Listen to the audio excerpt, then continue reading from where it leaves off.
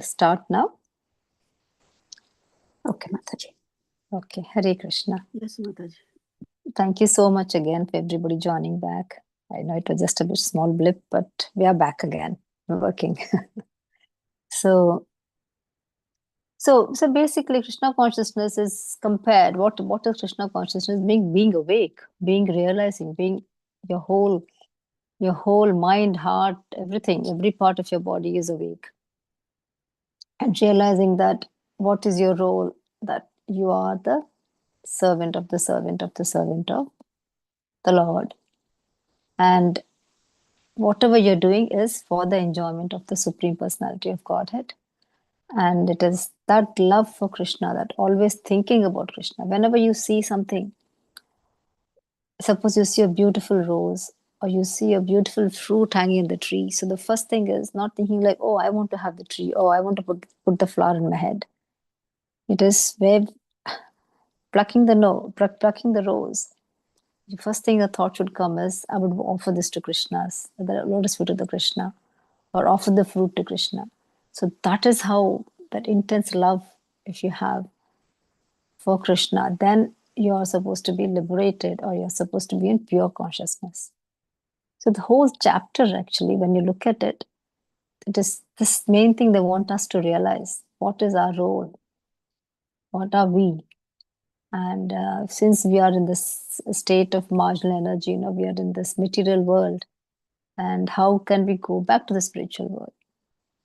Where we want to go, and what is, a pure devotee will never ask anything at all. He'll never want anything. Whereas again, you come and see like how there are different types of devotees, but a pure devotee will never ask anything for himself. Only thing he wants to do is to serve the Lord. So let's do the next verse again, please. So I'll just read the Sanskrit and somebody will do the English. Evam vidita tattvasya prakritirmai marnasam yunjato napakuruta atma ramasya karhichit. Evam, thus, vidita tattvasya, to one who knows the absolute truth. Prakritihi, material nature. Mai, on me. Manasam, the mind. Yunjataha, fixing. Na, not. Apakurute, can do harm. Atma aramasya, to one who rejoices in the self. Karhichit, at any time. Is anybody willing to read the translation and purport, please? May I, Mataji, please? Please, Mataji. Thank you so much, Mataji. Thank you. Hare Krishna. Translation: the influence of material nature cannot harm an enlightened soul, even though he engages in material activities, because he knows the truth of the Absolute and his mind is fixed on the Supreme Personality of Godhead. Purport: Lord Kapila says that Mai Manasam, a devotee whose mind is always fixed upon the upon the lotus feet of the Supreme Personality of Godhead, is called Atma Rama or Vidita Tattva. Atma Rama means one who rejoices in the self, or one who enjoys in the spiritual atmosphere.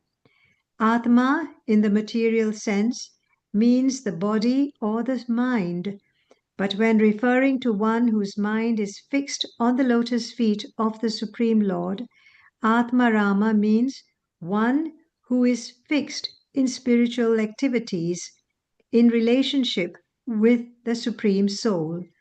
The Supreme Soul is the personality of Godhead, and the individual soul is the living entity. When they engage in reciprocation of service and benediction, the living entity is said to be in the Atma Rama position. This Atma Rama position can be attained by one who knows the truth as it is. The truth is that the Supreme Personality of Godhead is the enjoyer and that the living entities are meant for his service and enjoyment. One who knows this truth and who tries to engage all resources in the service of the Lord escapes all material reactions and influences of the modes of material nature. An example may be cited in this connection. Just as a materialist engages in constructing a big skyscraper, a devotee engages in constructing a big temple for Vishnu. Superficially, the skyscraper constructor and temple constructor are on the same level, for both are collecting wood, stone, iron, and other building materials. But the person who constructs a skyscraper is a materialist, and the person who constructs a temple of Vishnu is Atmarama. The materialist tries to satisfy himself in relation to his body by constructing a skyscraper, but the devotee tries to satisfy the super self, the Supreme Personality of Godhead, by constructing the temple. Although both are engaged in the association of material activities, the devotee is liberated and the materialist is conditioned. This is because the devotee who is constructing the temple has fixed his mind upon the Supreme Personality of Godhead, but the non-devotee who is constructing the skyscraper has his mind fixed in sense gratification. If, while performing any activity, even in material existence, one's mind is fixed upon the lotus feet of the personality of Godhead, one will not be entangled or conditioned. The worker in devotional service, in full Krishna consciousness, is always independent of the influence of material nature. Thank you. Hare Krishna. Hare Krishna, Mataji. Thank you so much. So again, Atmarama is who is literally in his own little bubble, So for him, he's just only thinking about Krishna all the time. And he knows that whatever I'm doing, it is only for Krishna. Anything I do, it is not for me. And the moment you realize that it is not for you, it is not at all, it's not for your sense gratification, but it's for the gratification of the Lord. So they are in their own little bubble. Nothing affects them. So when you see a person who is really, especially in the class, somebody who is, or a scientist, he's so much engrossed in his own thing. Nothing affects him, anything. Even if an earthquake happens also, he's not bothered because he's so much concentrating into that particular small piece of whatever thought or a process or a experiment, what he's doing. He's not bothered about anything else because he is getting some thrill out of it, because he's getting some results out of it. The same thing happens to an Atmarama. So the Atmarama feels really very, very happy, very, very, it's like Satchitanand, the way how they feel, like eternally they feel very, very joyful and very elated. So nothing, because they're not doing it for themselves, they're doing it for somebody else. If, for example, even this material world, when you're going to give for food for life, or you're doing something for just trying to feed other people, you might think that is sense gratification, or ego can be inflated, but you do feel happy. You do feel happy when you're doing things for other people than when you're doing for yourself, because when you do for yourself, you only feel happy for a certain amount of time. It is very limited. Whereas if you do for other people, then it is lasts a bit more longer. But since it is the materialistic world, everything is limited over here. Everything has a shelf life. We know that how time is the factor. But in the spiritual world, there is no time factor. So anything you do for Krishna, who is in the spiritual world, for you, that time factor is not there. So you will feel more and more happier, more and more lighter, and more you enjoy the things, more blissful you feel. So we do call some people Atmaramas, who are really into their own element. If you start doing devotional service to the Lord, you will tend to be in that Atmarama position, because nothing else, you don't think of anything else. If you're so much, oh my God, I have to do for Krishna this service. If you're already engaged in a service, You can see yourself how much you're attached to the service. So that is not called attachment. That attachment is good because it is for the Lord. So over here, so what is Atma Rama? Even though he's in the materialistic world, none of these materialistic elements will touch him at all. Now, for example, when I say, like, when you're doing everything for Krishna, it is okay, but when you do it for yourself, it is not right. For example, like, let's take the example of Arjuna and Krishna. In the beginning, even though Arjuna was really, feeling very sad that he's going to kill his relatives and all his uncles and grandfathers and everybody, he's going to kill them. And he was not willing to go for war that time. Even when you look at it, he's not going for war, and he was trying to prevent the war. But then he was not going according to the wishes of Krishna. So that was not the right thing to do over there. But later, he had to go and kill people, but he was doing with the wishes of Krishna. So over there, because he's doing with the permission of Krishna or with the wishes of the Lord, he is not doing any sins over there. Whereas over here, when we are doing things for ourselves, when we do things for our sense gratification, then we keep on incurring more and more sin. If you do for the sense gratification of the Lord, so Krishna would like to have whatever you cook for the Lord, then you're not incurring any sin even after you taste the prasadam. You will not incur sin. But without doing it for the Lord, but doing it for yourself, then you're getting more and more entangled with the material energy. So basically over here, when we look at it, Srila Prabhupada has given the example of the building of the skyscraper. We're using the same material elements, but the purpose is different. So when a devotee is building a temple using the same material elements, but he's building for the Lord. So therefore, he is more into consciousness. Whereas when you compare with the materialistic who's building a skyscraper or who's building a school or building a hospital for his gratification, even though he's trying to help the people, but he thinks he's the Lord or he thinks he's the proprietor.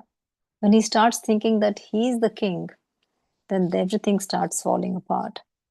And over here, so it is very, very important to know that at any point of time, we should never think that anything is ours. See, all of us come empty-handed, all of us go empty-handed. All of us know that. Everything remains in this material world. So only what we take is our own virtues. Every time we keep on saying that. So a person who's in pure consciousness, even though being in the material world, nothing will affect him because he is working with good intention. He is working with the intention that he is to serve the Lord, not for himself. So that's the gist of this this verse. So every time, the main thing what we have to know is we have to always keep our mind on the Lord. So let's go to the next verse, please.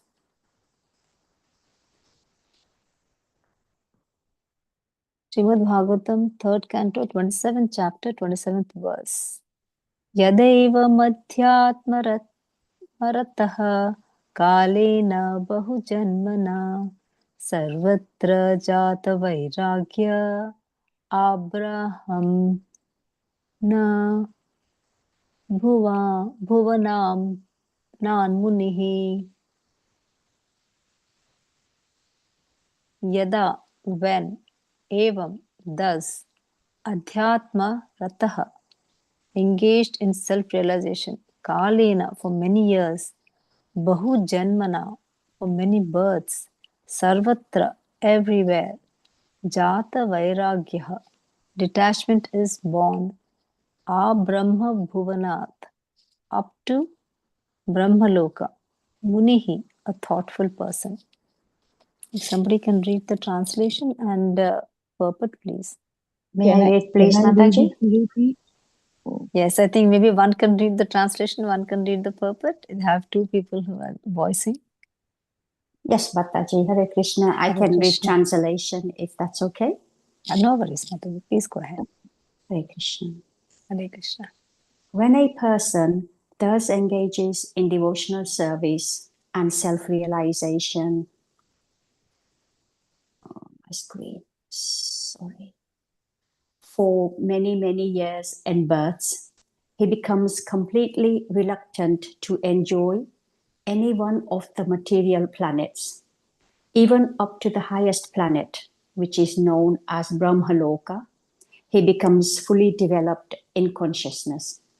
Hare Krishna, Mataji. Hare Krishna. Radha Hare Mataji. Hare Krishna. Hare Krishna. Bapat, Srila Prabhupada ki Jai. Anyone engaged in devotional service to the Supreme Personality of Godhead is known as a devotee, but there is distinction between pure devotees and mixed devotees. A mixed devotee engages in devotional service for the spiritual benefit of being eternally engaged in the transcendental abode of the Lord in full bliss and knowledge. In material existence, when a devotee is not completely purified, he expects material benefit from the Lord in the form of relief from material miseries, or he wants material gain, advancement in knowledge of the relationship between the Supreme Personality of Godhead and the living entity, or knowledge as to the real nature of the Supreme Lord. When a person is transcendental to these conditions, he is called a pure devotee. He does not engage himself in the service of the Lord for any material benefit or for understanding of the Supreme Lord. His one interest is that he loves the Supreme Personality of Godhead, and he spontaneously engages in satisfying him. The highest example of pure devotional service is that of the gopis in Vrindavana. They are not interested in understanding Krishna, but only in loving him. That platform of love is the pure state of devotional service. Unless one is advanced to this pure state of devotional service, there is a tendency to desire elevation to a higher material position. A mixed devotee may desire to enjoy a comfortable life on another planet with a greater span of life, such as on Brahma Loka. These are material desires, but because a mixed devotee engages in the service of the Lord, ultimately, after many, many lives of material enjoyment, he undoubtedly develops Krishna consciousness, and the symptoms of this Krishna consciousness is that he is no longer interested in any sort of materially elevated life. He does not even aspire to become a personality like Lord Brahma. Hare Krishna. Please Hare forgive Krishna my Mataji. mistakes. Not at all, Mataji. Thank you so much for actually reading both the Matajis. Thank you so much. So again, in this particular verse, it depends upon what is your intention. So if you're always asking for something, so that is not right. So a pure devotee is something who will do selfless service. And first of all, they will not speculate. Like, I mean, they only have love for Krishna. And for the love of Krishna, they will do everything for that love, for the just pure love for Krishna. An example, Srila Prabhupada has given us the gopis of Vrindavan. They're not interested in knowing, or understanding Krishna, actually, what is Krishna. They just love the person and they will do anything for the person. Some people, you can see that this is very, very rare. You'll see this in when you see when you go to the villages and all that, when somebody is very, very innocent, then you can see the love is quite pure. But then when they become they start, or when they see the love from the heart, they think is more pure than the love from the mind. Yeah. So when somebody is Over here, Prabhupada is trying to tell the difference between a pure devotee and a mixed devotee. So what is a mixed devotee? Where most of us are mixed devotees. And in fact, in pure devotees, basically, we are more about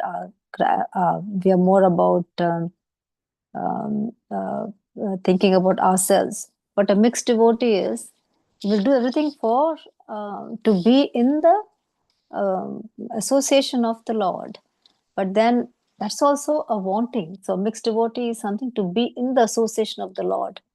Is like you want to be, you want to get the blessings of the Lord. You want to. That's also a sort of an asking thing, because you're asking subtly. You're actually asking for goodness over there. Whereas a pure devotee will never ask for anything. Will just serve. So the relationship between a servant and a master becomes more and more stronger when the servant never asks anything. Then what happens? Then the master will, out of pure love, will show the mercy on the servant. So this is what exactly happens in the spiritual world too. So Krishna, obviously the Lord Supreme Personality of Godhead, because he loves you so much, he actually leaves you scot-free. They say, when you like somebody, when you love somebody, you just let them go free. And if they love you, they come back to you. If they don't love you, they will never come back. So this is what exactly Krishna is trying to see over here. So he's left us scot-free and is waiting for us to see whether you love him or not. If you love him, you will go back to him. If you don't love him, you will be stuck in this material world, going through many material births and rebirths and births and rebirths. At a certain time, you'll realize, oh, actually, my actual true love is for Krishna. And then you will start coming back. So this is the best analogy I can say. Like, you let the bird free, and if the bird loves you, the bird will come back to you. But not only bird, anybody. So this is the same example of Krishna. So, but for us to get that pure love is so difficult, because we are so much influenced by this. We're entangled in this material world, in this material energy. So in the beginning also we said that, even the material energy is Krishna's external energy. Sorry. The material energy is also Krishna's external energy. Now, Maya also will try to see what is your wish. If you want to do things for yourself, then Maya will entangle you more into the material energy. But if Maya sees that, no, your love is for Krishna, then she will also direct you to the path towards Krishna. So she will keep you less entangled. She will make you more detached. She'll help you in the progress. So it is very, very important for us to know what a role is, what a constitutional role is. Now over here, Srila Prabhupada also tells about some people wanting to, where is their wish, where they want to go, So a mixed devotee will also want to have all the opulences of Krishna. They want to have the opulences of Krishna and be with Krishna. They also want to go to the Brahmalok. So, even Brahmalok is also has a time factor. So it is still within this realm of material universe. So even if you go to Brahmalok, you will again fall down. You have to again for this. So people actually want to go to the spiritual, to the Vaikunthas, where you have Vishnu and Krishna. So that is the place you would want to go. But over there also, you don't want to go to be like the Vaikuntha, like to be in the same form of Vishnu or to have the same opulence of Vishnu. But a pure devotee would like to serve the Lord even in that place. And they always want to be as an eternal servant for, eternally. There's no lifespan over there. So always want to be a servant of the Lord. So they always want to serve the Lord. So over here, if I can just go back. So a mixed devotee engages in devotional service for the spiritual benefit of being eternally engaged in the transcendental abode of the Lord in full bliss and knowledge. So in material existence, when a devotee is not completely purified, he expects material benefit from the Lord, in the form of relief from material miseries, or he wants material gain, advancement in knowledge of the relationship between the Supreme Personality of Godhead and the living entity, or knowledge as to the real nature of the Supreme Lord. So whenever we are not pure, then the material element comes into us. So we start becoming attached, selfish, thinking about ourselves, asking, I want more and more about me all the time. It becomes, I want this, I want this, I want this, I want this. It becomes. But if you're a pure devotee, he will say, I'll give this, I'll give this, I'll give this. Basically, pure devotee is always there to serve. So pure devotee will say, I'll give, I'll give. Impure devotee will say, I'll take, I'll take, I'll want, I want. So it is me and we, just change the M to W. So then that will help us, when we do things for other people, it is we. So M becomes W. MEWE. We must be including everybody, and it is for others.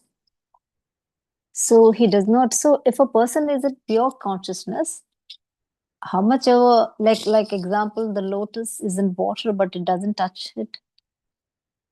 Or a pure devotee who is even among the most of the materialistic people, it will not at all touch the devotee, because they know that it is my role is to serve Krishna. So even though you put them amongst the most impure devotees, he will still stand up and shine. So because he is very much concentrated and fixed in his service, and he's very, very dedicated. So when a person is transcendental to these conditions, so when we say transcendental, means nothing touches them. Basically, it just reflects back. So all the impurities, the moment they touch, they just reflect off from the person.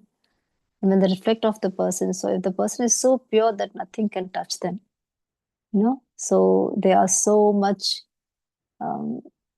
That comes with lots of hard work, and for us to be in this world, obviously Srila Prabhupada has given us the four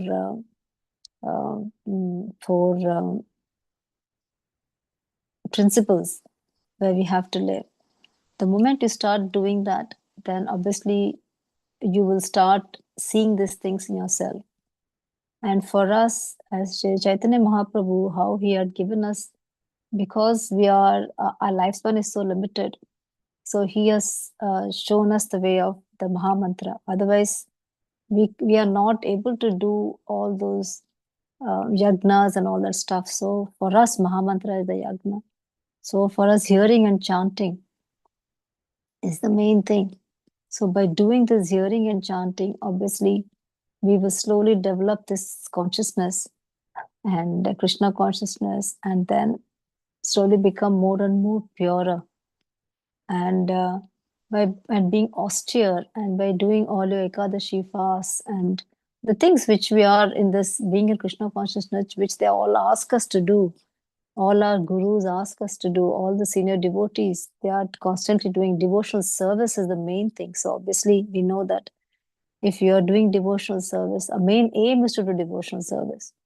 But if Srila Prabhupada says in the previous chapters also, you see, if you can't do devotional service, at least you tend to go and do, at least preach Krishna consciousness or do things for Krishna, at least follow the principles.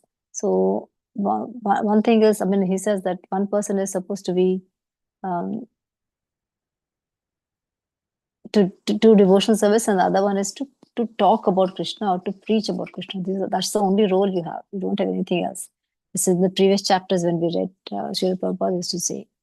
So over here now, Srila Prabhupada is trying to say the highest devotee is obviously for who's high example for pure devotional services, the gopis, because they do not see anything other than love for Krishna. You'll know about the story of how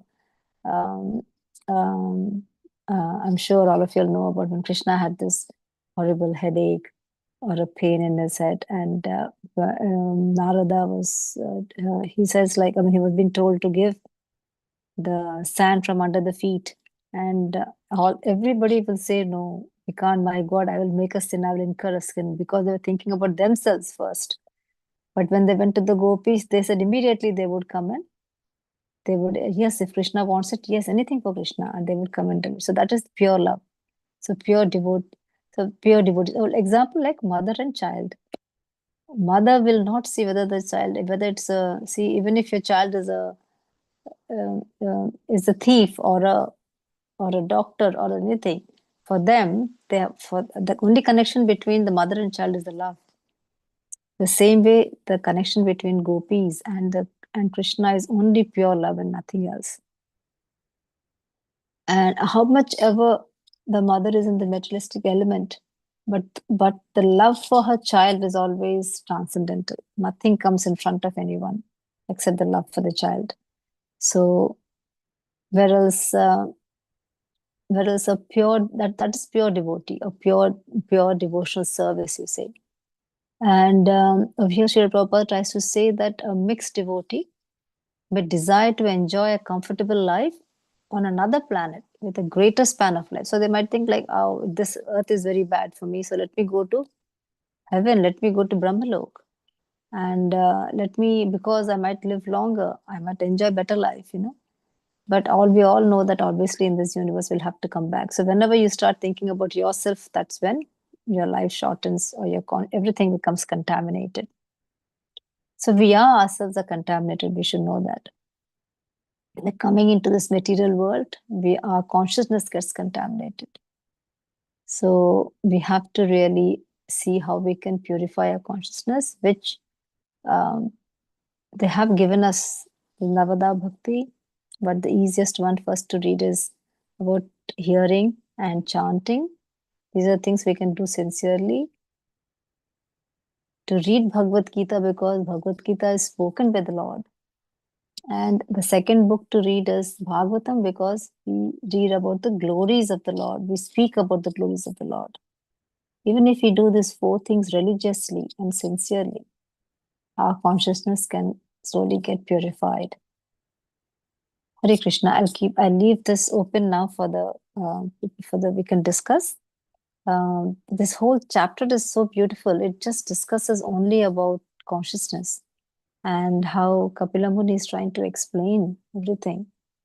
And it is repetitive so much, but everywhere it is making us realize that, how long does it take? How long you have to be like a good yogi, to connect with the Lord. And a pure devotee will never want to be, our impersonalist will only try to go and join with the effulgence of the Lord. But a pure devotee would like to serve the Lord and to go to the spiritual realm, to Krishna Loka. Hare Krishna. I'm going to stop it here. I know it's a bit dry today, but please, I'll open the forum. Please, I would like you all for your comments and corrections and any other thoughts you'll have about, or any other experiences, wonderful experiences, or beautiful dreams you'll had. Please try to share with us. Really nice. Hare Krishna.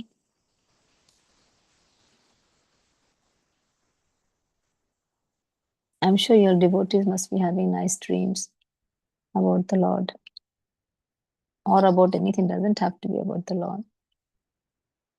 Sometimes dreams can be very scary.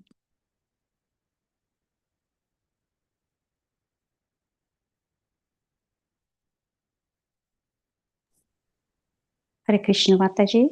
Hare Krishna, Mataji. Please accept my humble obeisances. And praise to Srila Prabhupada. Srila Prabhupada ki jai, Mataji. Jai.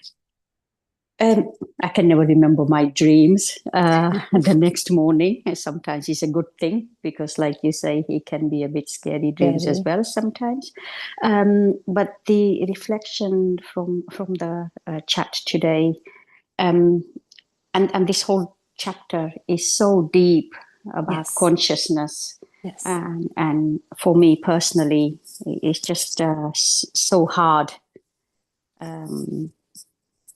to try and comprehend even a little bit, and try and always think about Krishna in whatever you do, in any little acts of you think that, oh, I did this today, I feel good, and sometimes you do at the back of your mind think, oh, I hope Krishna recognizes that, and I wish that I will get some kind of Mercy. yes, mercy. But of course he does recognize, he does know everything that you do, but I think I still need to do it from a complete selflessness point of view, that do it and forget about it. Do not think about what you will get in return. Certainly don't expect anything, or go down that route. Just do and forget whatever that you have tried to do. It is so difficult, isn't it? See, so hard. Because we are, it's just the matter in us which doesn't let us go. So anything to let go is so difficult.